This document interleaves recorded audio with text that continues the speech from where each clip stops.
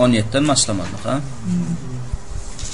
Bismillah ve salatu ve selamu ala Resulillah ve ala alihi ve sahbihi ve men vala. İnşallah Teala Şeyhül İslam Muhammed ibn Abdülvahhab rahimehullah'ın Sittetül Usul Altatılliye'nin 4. aslının näme bir bölümünde duruptuk. Odur onun yermeden näme ve beyanu men teşebbehe bihim ve leyse minhum. Yani alımın şeriatta alım diýilende näme godana tutulýar, haýsy alım godana tutulýar we ulama diýilende haýsy alymyň ulamalary godana tutulýar, onu bilmelidik we onu bilenden soňam alim däller we alim syraýanlar we molla syraýanlar we olaňam näme hakykatyny kimdigini tanamalydyk. Sebäp diýsen näme hakyky alim tanamasaň eýem näme onuň berýän ilmi sana ters bolýar. شرح النماذج المقصود بيان من تشبه بأهل العلم وليس هو من أهل العلم إنما يحاكي أهل العلم ويتشبه بهم وهو لا يملك رصيدا من العلم وهذا ضرره عظيم على نفسه وعلى الأمة دي. نعم بشيخ محمد ابن عبد الوهاب رحمه الله قدام تتيان بعد نعم عالم دال آدم نرم تانا مقلق نعم حكمان يعني سبب تيزن دي المقصود بيان etmeli kim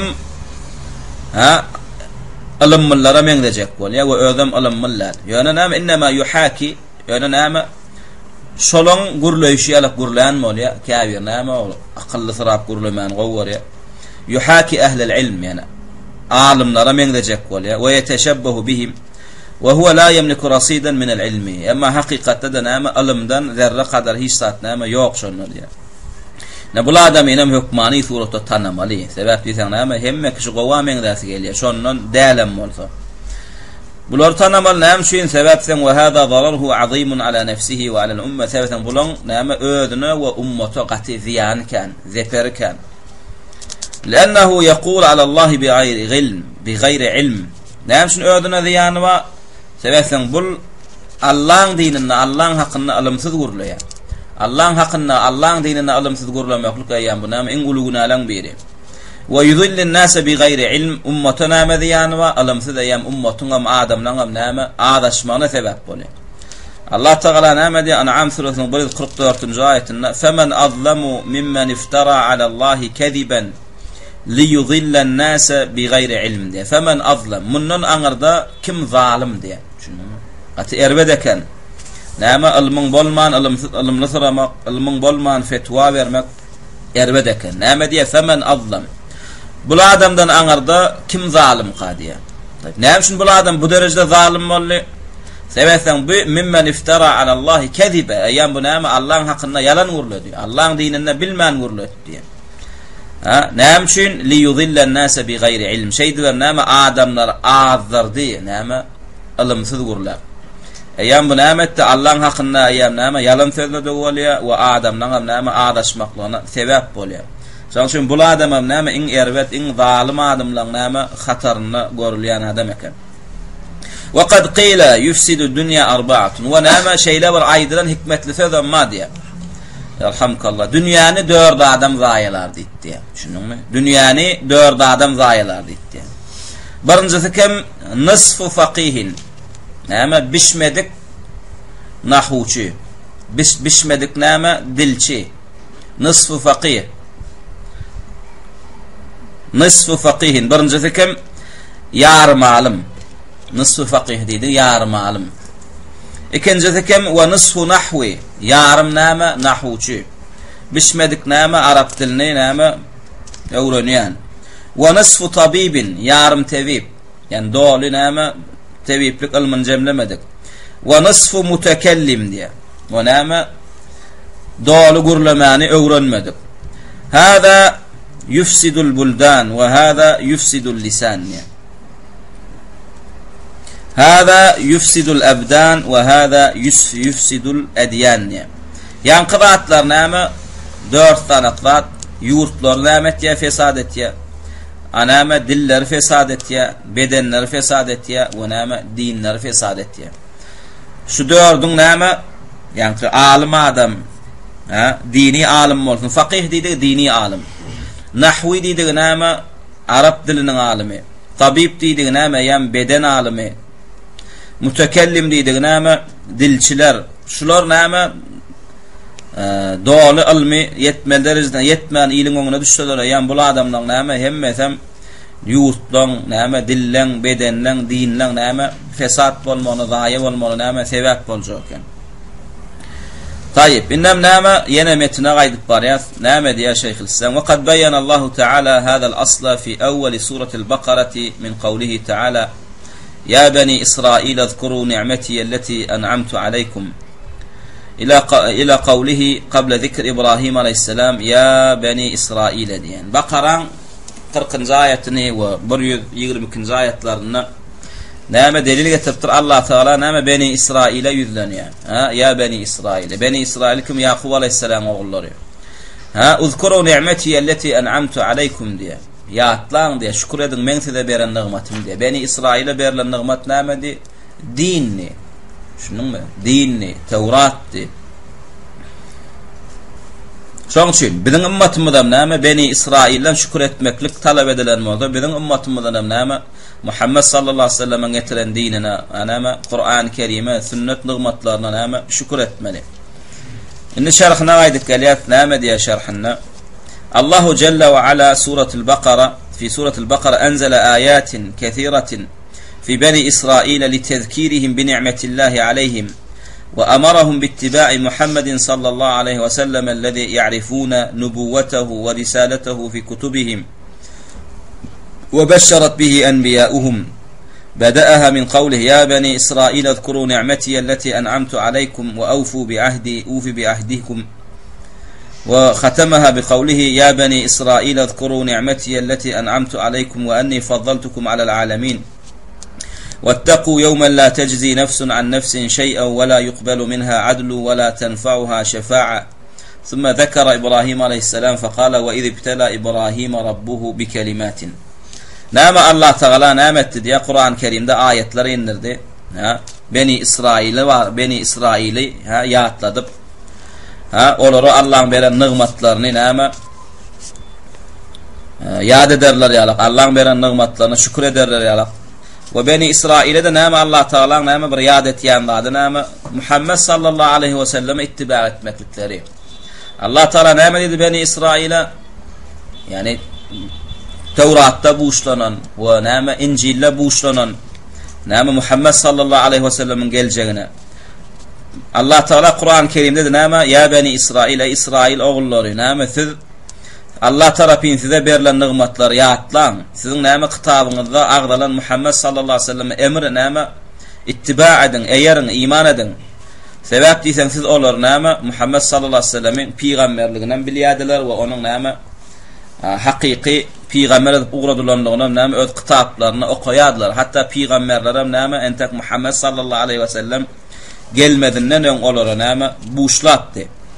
Onuň ýanky okulan näme ayetler getirýär.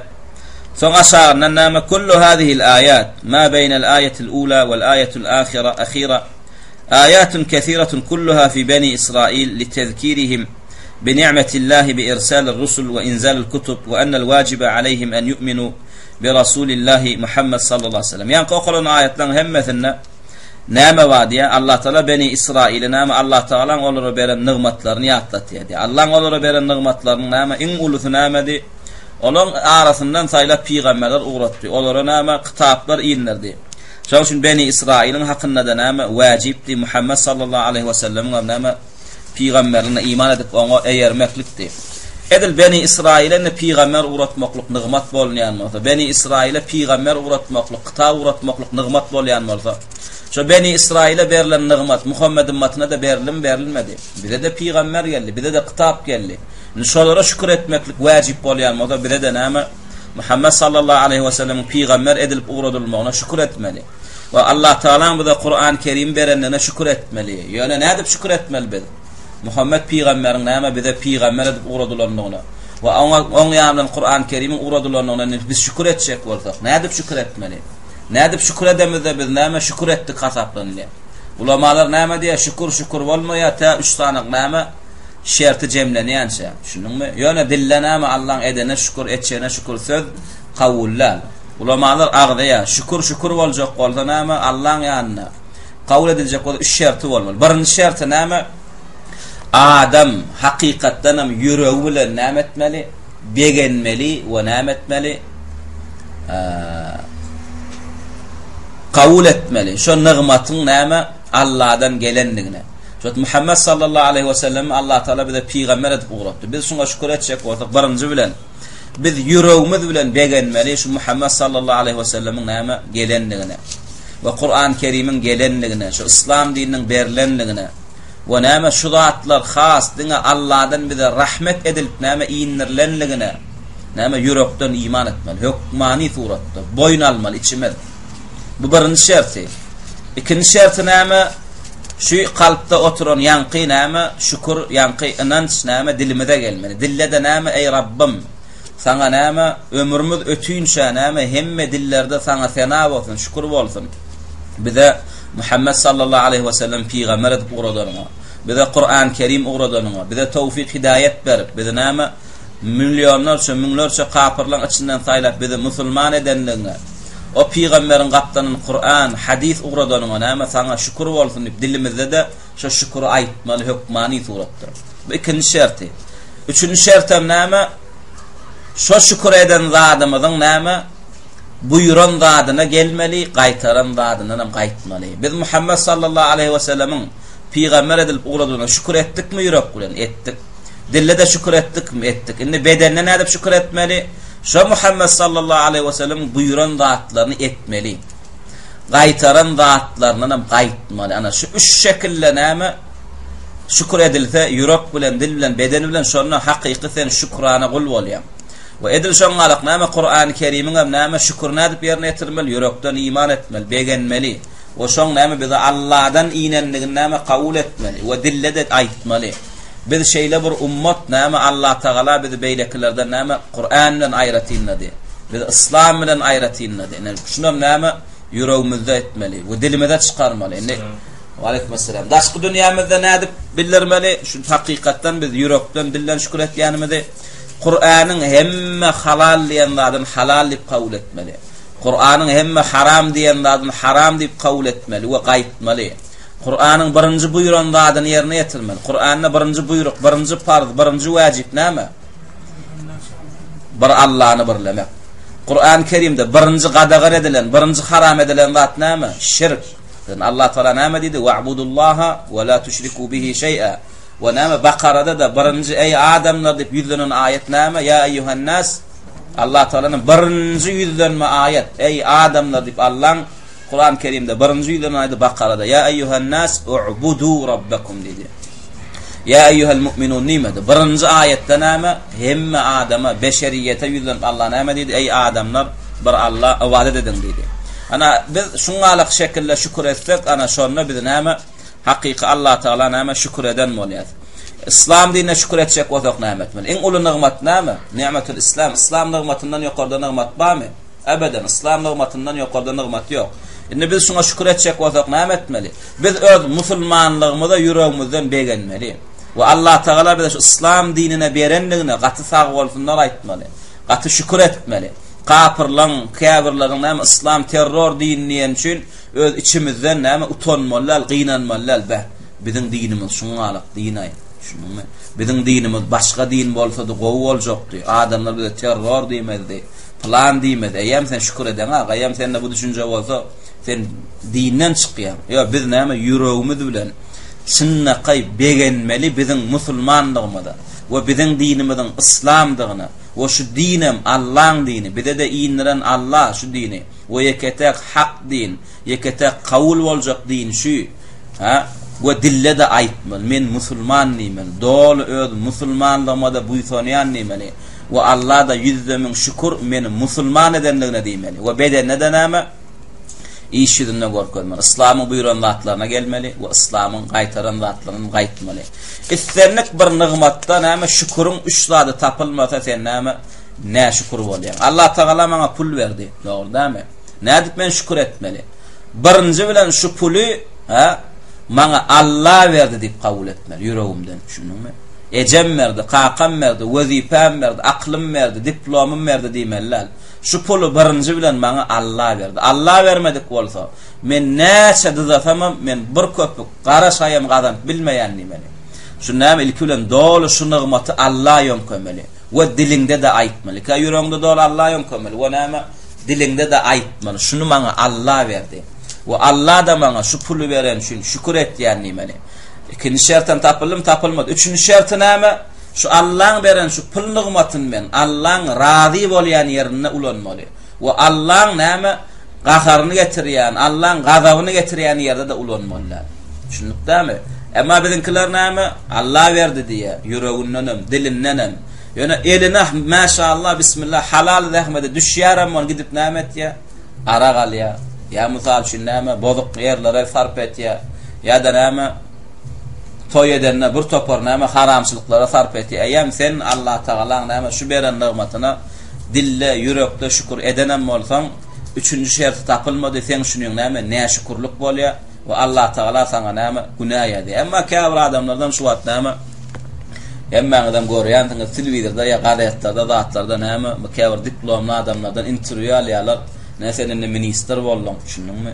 Yani sen dünyada milyonerlerin hatarına girdin. Senin näme bir aýtjak bir söýdüň zadyň barmy? Näde şu derejelere ýetdiň zat diýenne? Näme diýen bolýarlar? Sen şu derejeye ýetdiň zat diýerler. Näme düdüdüň nawuk bolupdyr, düşündünmü? Şu derejeye ýetdiň, iki üniversitede gutarupsyň. Näme sebäp bolu, näme iterdi diýenne, näme diýerler? Ay men kiçilikdenem diýe zehinli adamdym diýe. Düşündünmü? Hatta sadikde zatda da näme boýdoşlamdan men näme tapawutlanardym diýär. Şunmy? Kiçikämem ýaşym 3 boldy bir 10 ýaşly ýaly galyp barýardym. Okamda da men näme bar wagtym okuwa bererdim diýär. Şeýdi ben men näme şu derejeye ýetdim diýär. Şunmy? Allah ýönködümi şu? Allah ýönkömede ýa bu näme şükür. Şunmy? Senden milyon etse näme dogumlar we akyllylar bar. Ýa diplomy ýok. O sen derejeye ýeten derejeňe ýetmedin. Senden näçe akıllı adamlar var, garip, garaşay tapaýnak, düşündüňmi? Emma sen millioner boldun, düşündüňmi? Akıllyňa dogumuna berilýänmi? Onda senin akıllı dogumlar var, näme üçin senden hem ýokary gatlaga düşmedi? Ýani bu nygmat diňe näme Allahdan berilýär. Şoň üçin her bir gul näme Allah'ın beren nygmatyna şükür etjek bolsa, hökmany suratda kalby bilen, dili bilen, bedeni bilen bolmaly, ona näme aýtdyk. Ýöne näme gynansaň köp adam näme inni nygmaty diňe maddi zatlar nygmat saýalar, düşündüňmi? Gowjaýy bolsa, nygmat diýip saýar, gow maşyny bolsa, nygmat diýip saýar, owadan gelini bolsa, nygmat diýip saýar, köp çagasy bolsa, nygmat diýip saýar, düşündüňmi? Emma din, İslam nygmatyny nygmat saýanar, düşündüňmi? Özüniň Muhammed ummatyndan näme nygmat saýanar. Özüniň Kur'an ummatyndan näme nygmat saýanar. Özüniň näme Sünni ummatyndan näme nygmat saýanak, şunmy? Aslında biz näme nygmatlaram ölçäp başarmaly we birinjilenem haýsy nygmatyň şükürni bermeli. Şonu bilip başarmaly. Oglanlar iň uly nygmat näme? Ni'matul Islam. Islam nygmatyndan ýokarda näme nygmat ýok. Allah Taala saňa bütün dünýäni gyzyllan doldurup berse, ýöne Islam nygmatyny bermese, şu dünýä maly saňa näme dowdakdan seni gutulduranok. Bütün dünya üniversitelerinin ilmini verse Allah Taala sana diplomunu verse, en sonunda sana İslam nygmatyny vermese sana diplomun peýdasy barmy? Diplomun näme peýdasy ýok. Sen bir ýurdun prezidenti däl, bütün älim jahanyň prezidenti diýip goýdy seni. Dogry-dämi? Ýöne en sonunda sana İslam nygmatyny bermedi, öllüň. Sen şu dünýäň prezidenti bolsaň, kıyamatda sen näme cehennemiň näme tutaşdyrgyç ody bolýan. O zatdan sana näme peýdasy ýok. Ola birinji bilen Allah'ın beren nygmatlarynyň näme şükürni bilmeli we berilen nygmatlaryň derejesini bilmeli. Haýsy nygmat näme artyk şükür edilýär. We ýene bir bilmeli zat näme haçanna Allah'ın beren nygmatlaryna şükür edilmese o nygmat diňe gitmeklik bilen bolýar. Her bir zadyň öz bagy bar, düşündiňmi? Her bir zadyň öz daňylýan bagy bar. Allah'ın berilýän nygmatlarynyň senne durmaklygy üçin näme daňylýan bagy näme şükür, düşündiňmi? Sana berilýän nygmatlaryň käbir näme ma'nawi.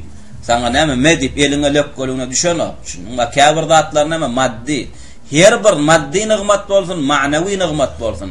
Şoň senne durmaklyk üçin näme bagy bolmaly. Şo bagam näme şükür etmedin mi sana İslam nigmaty berilen bolsa da gitýär. Sana iman nigmaty berilen bolsa gitýär. Şoň şüpnäme şükür etmeli. Allah Taala sana beren nigmatlaryny depelemeklige ursat bermeýär. Şunuňmy?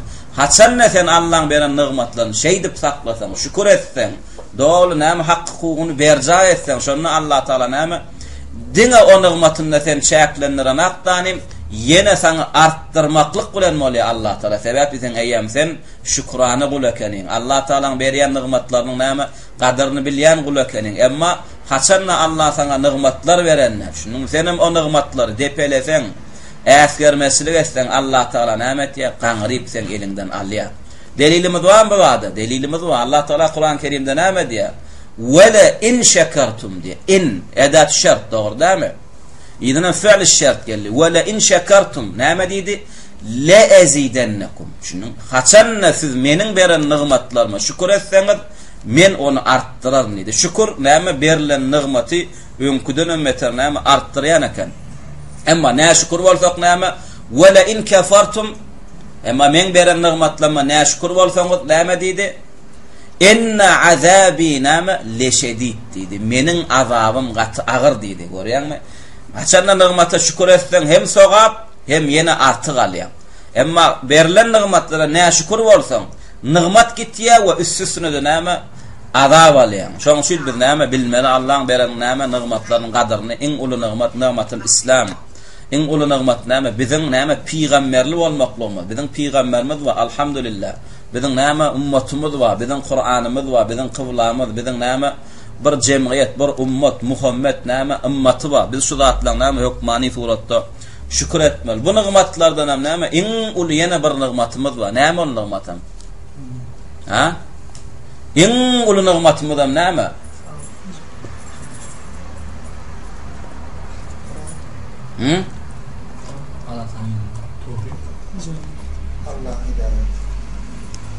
Hidayet tapdyk biz bu nigmat. Ha? Wagtam tapdyk bulam nigmat. Bundan hem ýokarda biziň bir nigmatymyz bar. Biz ýanky agdalan nigmatlaryň içine şu nigmaty agdamadyk. Iň uly nigmat bar. Allah Taala ondan hem ýokarda bir nigmat bar. Biziň Allah'ymyz bar. Şunuňmy? Iň uly nigmat olanlar biziň Allah'ymyz bar, biziň eýämiz bar o. Biziň halygymyz bar. Şunuňmy? Iň uly nigmat biziň Allah'ymyz bar. Şunuňmy? Şoň şuýam şu Allah Taala'myzyň hem badygyna biz şükür etmedik. Allah Taala'myzdan näme iman edenligimiz. Allah Taala bize tawfik hidayet berdi. Näme? Özüni tanap oňa iman eder derejede bize tawfik hidayet berdi.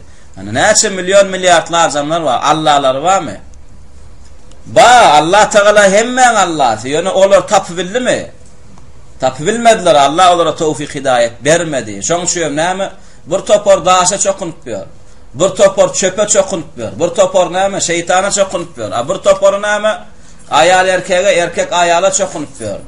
Yani gurçuğa çokunup berler, sygyra çokunup berler. Şunuňmy? Biz şu zatlara çokunýasmy? Ýok, biz näme? Hakyky näme?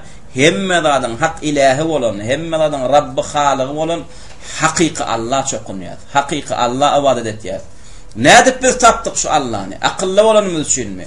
Dogumly bolanymyz üçinmi? Allah Taala bize hayır istedi.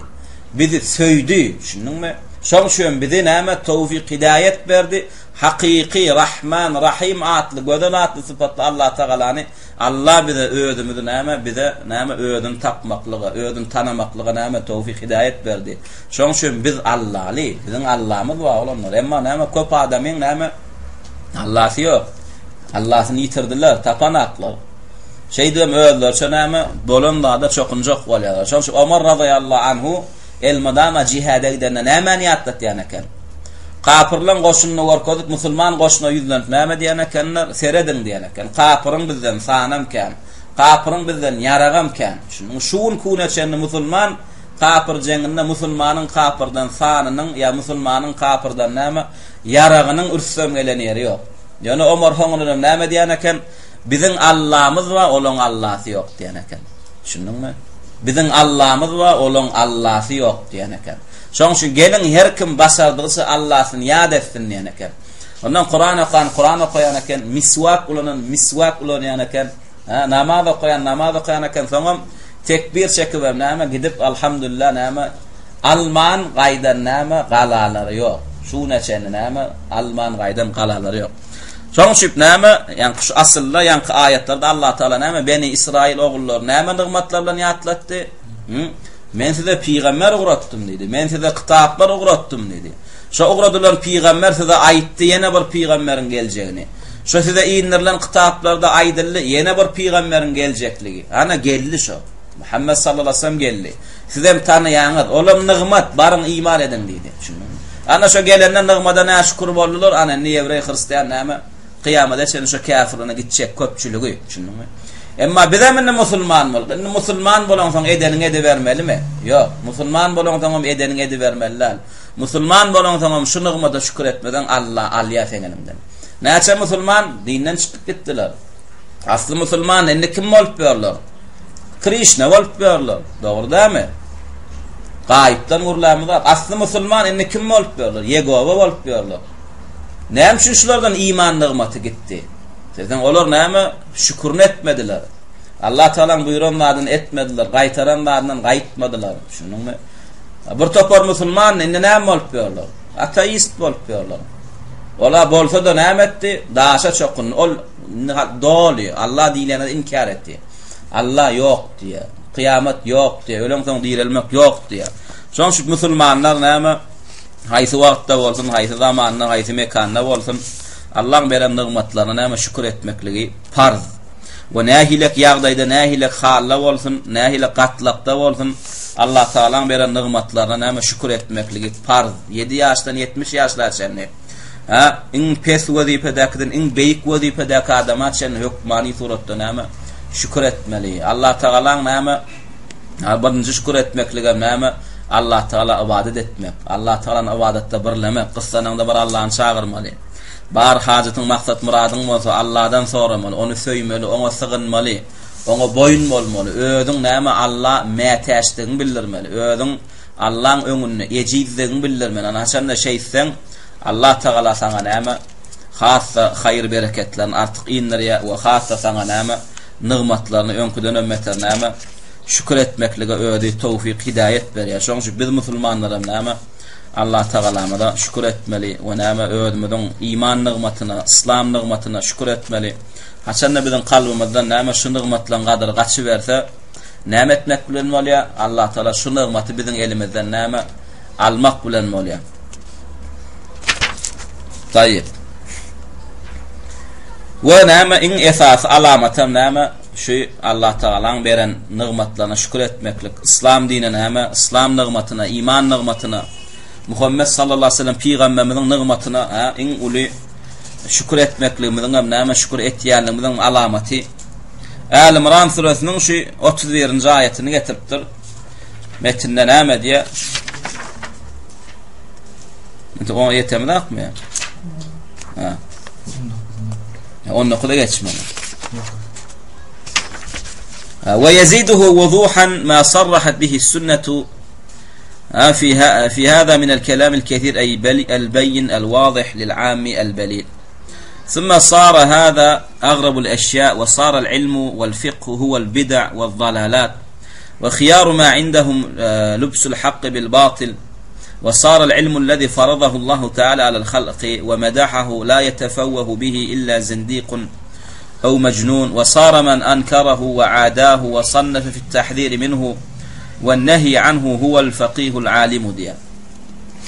نعم ديا Qur'anna, sünnetde de näme başga da has näme Allah Taala aýdynlap aýtdy diýe şu ilmiň näme gadyryny bilmekligini we ilim diýilende näme şeriat ilmi godana tutulýanlygyny we ulama diýilende de näme dini alimler godana tutulýanlygyny Allah Taala näme düşünjege näme zat goýmady. Hatda näme belit diýdik bir sowatsyz bir zehinsiz adamam düşüneýinliýse Allah Taala näme şunu düşünür derecede näme Qur'anda da açıkladı we näme sünnetde hadisde de näme açıklatdy. Ýöne gynan sagam diýe näme ثم صار هذا أغرب الأشياء. غينا ثغم نام dini ilmine gaýtmaklyk, ya dini alim bolup yetişmeklik näme iň geň alynýan zatlaryň biri bolup galdy diýär. Hakykam şuňa alap. Dine gelmeli, Allah'ın hükmüne gelmeli, Kur'an'a, hadise gelmeli. Diýilýän görüň näme geň. Näme diýerler? Onu näme adamlara ýyra galmalym diýerler. Şunuňmy? Yani biz beýdiýsek oglanlar meditsina okumalar diýemi da. Ya guruluşçylyk okumalar diýemi da. Ya başga ilmler okumalar diýemi da. Ýöne näme birinji okulmaly ýerde goýulýan ilim şu bolmaly diýer. Şunuňmy? We beýdiýsek beýleki alimlary näme silamalar diýemi da. Ýöne birinji näme sila hataryna goýulýan alim dini alimler bolmaly diýer. Beýleki adamlar näme halk ýurt bähwit meselelerine näme maslahat soramalar diýemi da. Hersini öz ilmine näme maslahatçy etmeli, soramaly. Ýöne şo maslahat edilýän ýerlerden dini alimam goýulmaly diýer. Şol alimam goýulmaly diýer. We hemmesiniň iň soňuna berilýän maslahatam näme? Şu dini alimyň din terazisiniň üstünden geçirmeli diýer. Dine gawat gelinen maslahaty almaly, dine gawat gelmediňem almaly diýer. Emma näme bu atlar geň alyp, geň görenmek näme diýer? Din, ya İslam ulamalar diýsen, näme onu barymyz molla bolmaly. Molla bolmaly diýer. Hiç kim sana molla bol diýen. Ya barymyz mesçitde çüýremelim diýer. Hiç kim sana mesçitde çüýre diýen. Bular näme? İslamy öwrenmeli, çeşmelerden öwrenen aklar. Ömer radıyallahu anh näme derken? Namazdan soňra sopy sorap mesçitden çykman oturanlar näme diýen eken Ömer? Gamçylap urýan eken. Seni kim eklemeli diýen eken? Bar git eklenjet diýen eken. Şunuňmy? İslamda mesçitde çüýre diýen aksaňa. Mesçitde Allah etmeli borjuny ýerine ýetirdiňmi? Bar git eklenni. Şunuňmy? Ömer gamçylap urar eken. Näme sopy sorap mesçitde sülmira oturýarsyň diýen eken. Bar git eklenjet. Kim eklemeli sen çağıran? Kim eklemeli sen geleýin diýen eken. Mesçitten gamçylap goýan eken. Beýdiýsek biz näme? Bar kişi molla bolmaly. Bar kişi mesçitde çüýremer. O diýilen. Her kim näme? Öz parzyny ýerine ýetirenden soň näme gitsin? Dünýäwi işini etsin. Okuwuna gosyn, diplomunu alsyn. Hiç kim ona näme molla da bolýanak. Hemme zatdan üzülle dine girem diýenak. Din aslyndan saňa näme üzüllýänak hemme zatdan.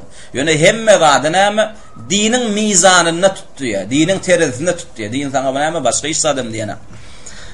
Näme diýär? Wa sara al-ilmu wal-fiqhu wal-bid'u wal-dalalat. Wa näme tersine näme bid'at we adaşan zatlara ilm boldy diýär. Ilmam näme ilim bid'at boldy, adaşan boldy diýär. Şu sünneti bersen näme sünnetiň ýerine bid'at tutýarlar. Bid'at tutmak sünnet boldy. Adaşan ilimler öwrenmek näme hakyky ilim boldy. Wa khiyar ma indahum labsul haqq bil batil. In gawdiýanyň näme haq bilen batil garyp berýär. Haq bilen batil tapawutlanyp bilen aqdiýar. Wa sara al-ilmu alladhi faradahu Allah ta'ala 'ala al-khalqi wa madahahu la yatafawwahu bihi illa zindiqun aw majnun. Wa şeýle düşünje geldi diýär adamlar, Allah Teala näme mahlukatlaryň üstüne näme ilmi farz etdi? Birinji farz edilen tawhid ilmi. İman ilmi. Ve Allah Teala'nın birinji öwen ilmi näme? Dini ilmi. Şunuň inne kim şu Allah'ın öwen ilmini, Allah Teala'nın birinji buyuran ilmini näme? Gurlayan adamlaryň düşünjesinde kim bolup galdy diýe? Kafir ya da däli bolup galdy diýe. Şunuň inne kim näme? Hakyky şu Allah'ın inleren dinine gelmeli. Allah'ın biz ibadatda birlemeli, tawhide gelmeli diýse näme diýerler? Bular dinden çykan diýerler. Ya da bular näme ilmran akyllar näme ağlaşypdyr diýerler. Yetefawwa gurlayan. Inne kim näme ýankyna şu biziň çağırýan dadymyzda gurlasa näme? Oňa ýam zindik diýerler. O dini başga, dini ýoýançy, ingliýsden şpiony. Bular hem pyrň ýasan adamlary, düşündiňmi? Bular Wahabi, bular plan her türlü töhmet atýarlar, düşündiňmi? Indi peýgamberler çağıranlaryna çağırmak, peýgamberler gaýtaranlaryna gaýtarmak, Allah'ın gelin diýen zadyna gellimek, Allah'ın gaýdyň diýen zadyndan näme gaýt diýmeklik näme? Adamlaryň nazaryna bu gurruny etýän näme? Olaň nazaryna kafir bolup galdy. Bu gurruny etýän olaň nazaryna däli bolup galdy, şunuňmy? Olaň nazaryna hakyky alimam kim? Wa sara man ankarahu wa aadahu wa sannafa fi at-tahdhir anhu wa an-nahy anhu wal faqih al-alim. Olaň nazaryna alim kim? Ne şulan garşysyna çykýanam alim boldy diýip düşünýär. Ne şu da'watyň garşysyna çykýan, şu da'wata düşmançylyk etýän, şu da'watyň garşysyna kitap, kaseta çykarýanlarym olaň nazaryna alim boldy. Olaň nazaryna kim teňli tanada alim? Düşünýärmi? İskender ahunlar alim. Şunun näme üçin? Desem olar peýgamberin dininiň garşyna çykdylar. Olar näme? Allah ibadet edin diýen adamlara düşmançylyk etdiler. Terede näme? Dolu ütgödi. Terede dolu näme? Aýlanny. Allah'ın dinine çağıryan kafir bolly. Bulara düşmançylyk etýänim kim bolly? Muslim bolly, alim bolly, pir bolly, ahun bolly. Şunukdamy?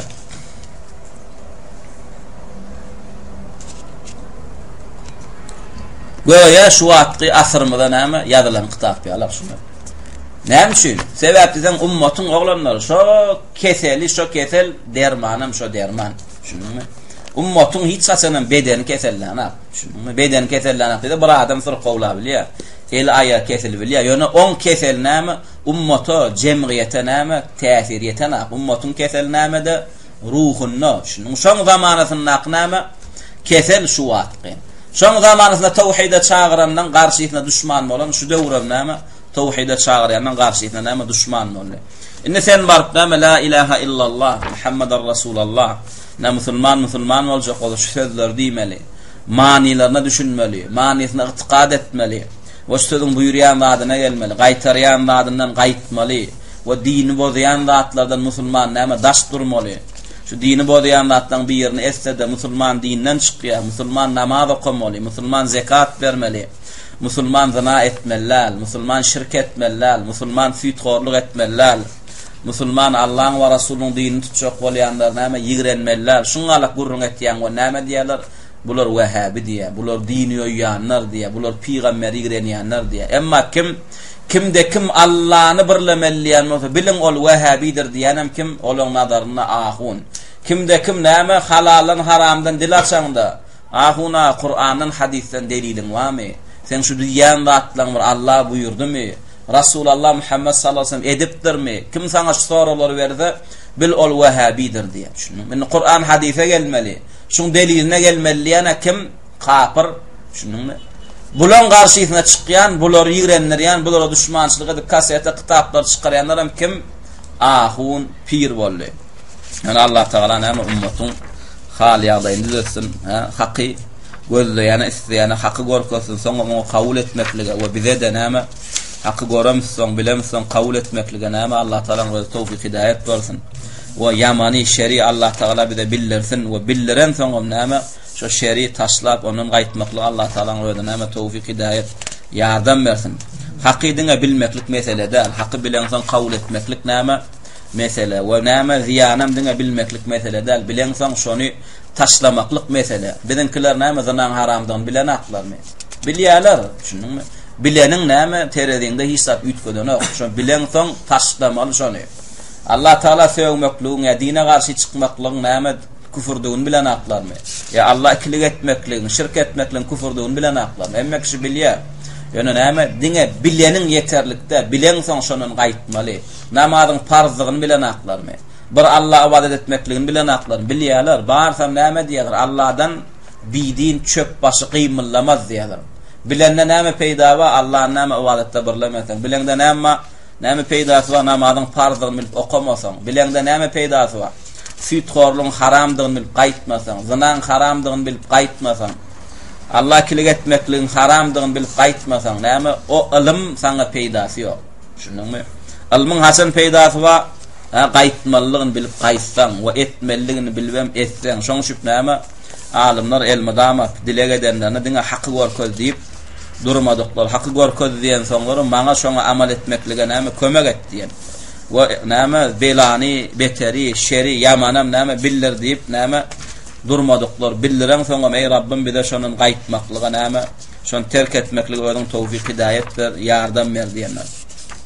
Wallahu Teala a'la ve a'lam. Vesselamu aleykum ve rahmetullahi ve berekatuhu.